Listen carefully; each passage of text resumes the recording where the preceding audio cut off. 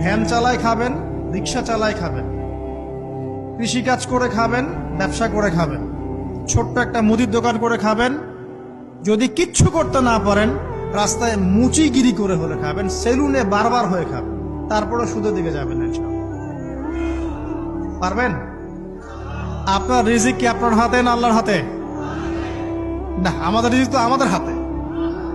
যে ব্যক্তি মনে করে রিজিক আল্লাহর হাতে, সে কি কখনো ঘুষ নিতে পারে? সে অন্যের সম্পদ আত্মসাৎ করতে পারে? সে অন্যের জমি সিজ করতে পারে? সে দুর্নীতি করতে পারে? সে সুদ খাইতে পারে?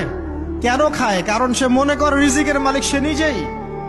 এগুলো করলে তার সম্পদ বাড়বে, না করলে সম্পদ বাড়বে না। এই কারণেই তো সে কাজগুলো করে। আর আমি খুব ভালোই বুঝি, অ্যাটলিস্ট আমি খুব ভালোই বুঝি যে এই কাজগুলো ব্যক্তিরা কেন করে। উত্তর শুনবেন? উত্তর হচ্ছে পরিবারের জন্য। কার জন্য? পরিবারের জন্য। মা, বৃদ্ধ মা আছে দেখতে হবে, দুই বাবা আছে দেখতে হবে, স্ত্রী আছে।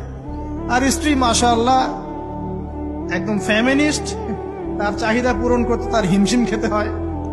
হ্যাঁ, একটা শাড়ি নেবে 20,000, ঠিক আছে? স্ত্রীর চাহিদা অনেক, গহনা গাড়ির অনেক চাহিদা।